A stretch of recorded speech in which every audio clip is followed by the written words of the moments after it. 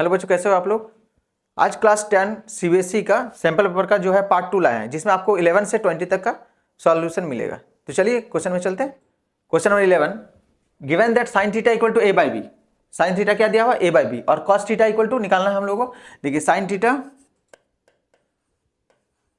Equal to a by b, यानी कि ये है क्या, पी बाई एच।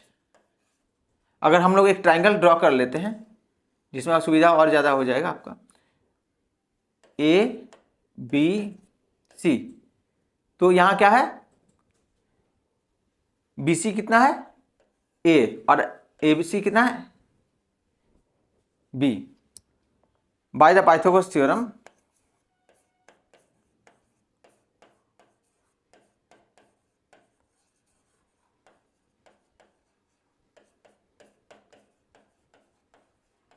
ये ऑप्शन वाला है तो इतना आपको लिखने की जरूरत नहीं है, तो आप लिख सकते हो इसमें A B square equal to क्या हो जाएगा, B C C A square minus B C square, यानी कि B square minus A square. अगर ए बी निकालना होगा तो ये रूट में चढ़ जाएगा, ठीक है।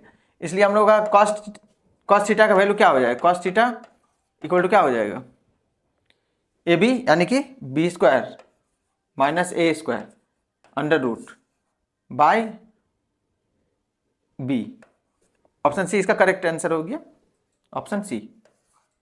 चलिए नेक्स्ट क्वेश्चन की ओर चलते हैं। क्वेश्चन नंबर 12, सेक ए प्लस टेन ए इंटू 1 माइनस साइन ए का वैल्यू निकालना है। सेक ए प्लस टेन ए,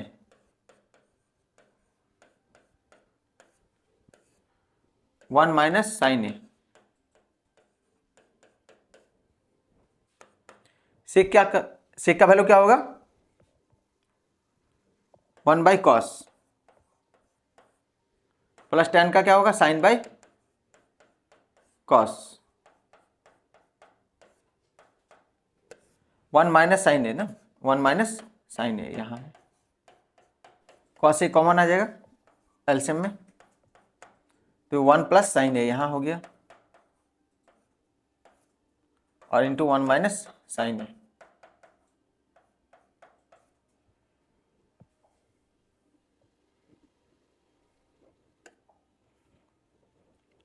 यहाँ देखिए A plus B into A minus B, यहाँ ए होगा A plus B into A minus B, A square minus B square by cos A.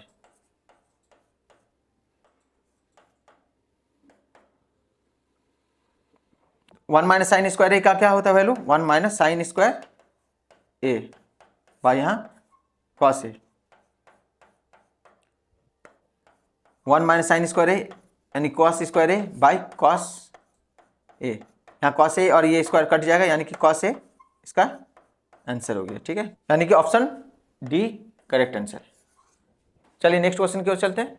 Question number 13, if a pole 6 metre high cast a shadow 2√3 metre long on the ground, then the sun's elevation is. अब देखिए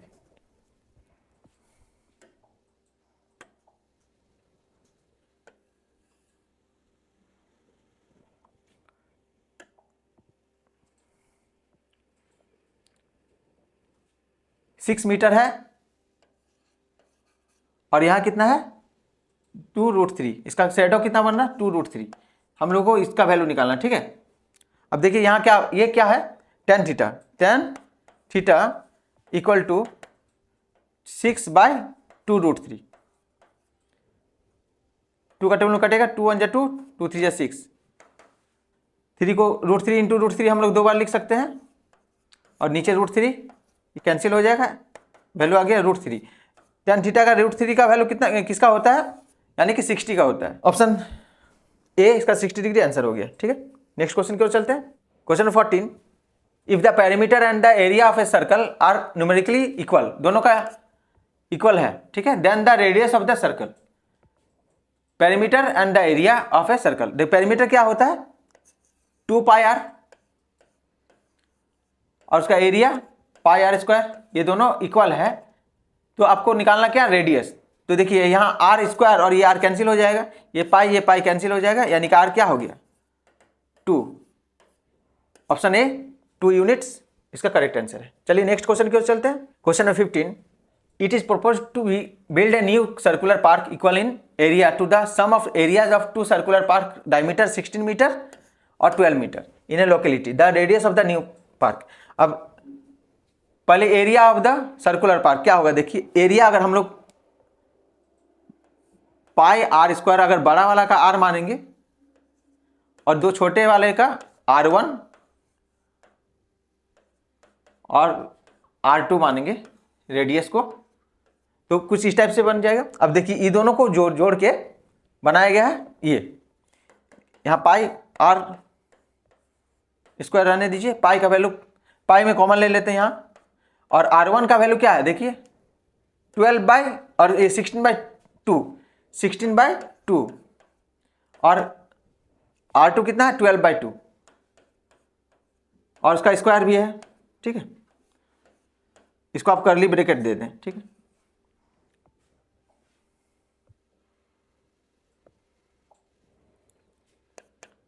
पाई r square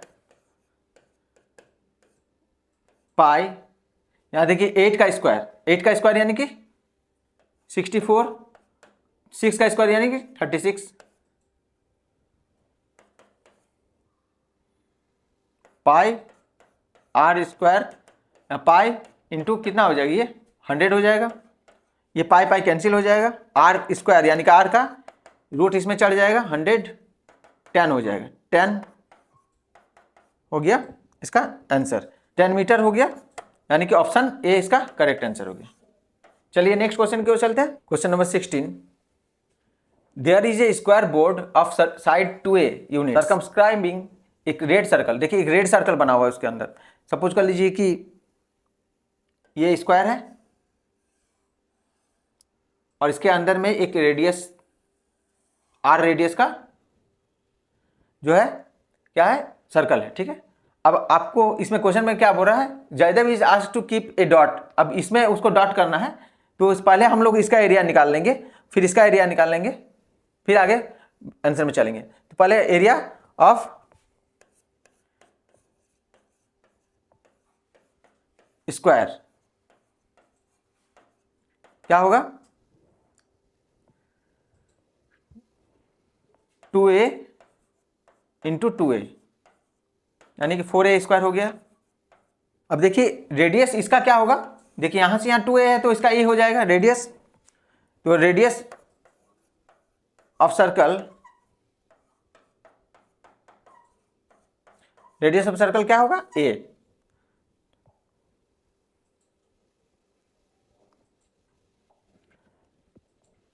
तो area of circle क्या हो जाएगा, area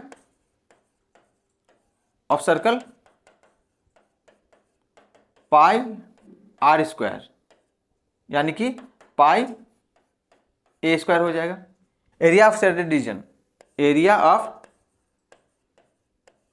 shaded region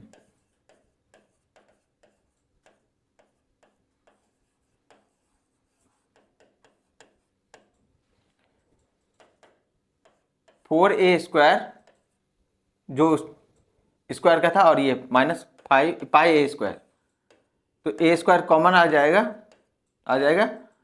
4 minus pi. अब probability निकालना है,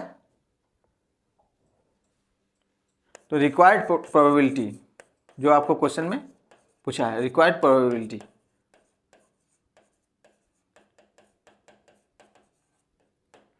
ए square 4 minus pi by 4a square, A square cancel हो जाएगा, 4 माइनस पाई बाई 4, इसलिए ऑप्शन बी इसका करेक्ट आंसर हो जाएगा।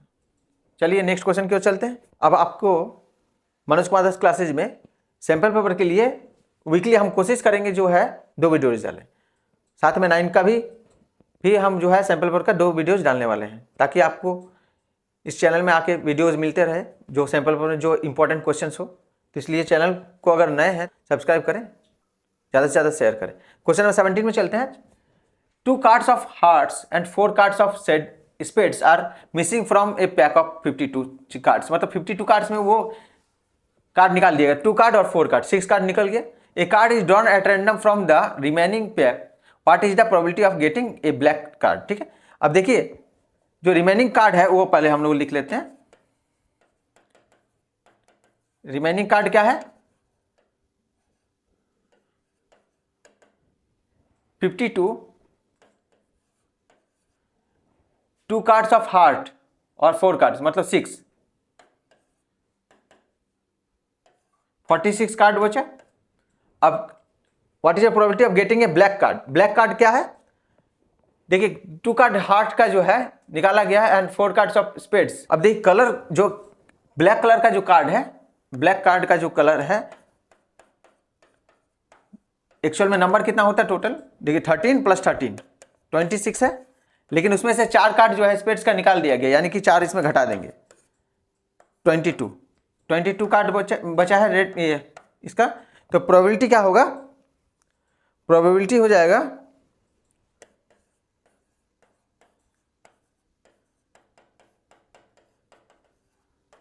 22/46, यानी कि आपका ऑप्शन बी इसका करेक्ट आंसर हो गया।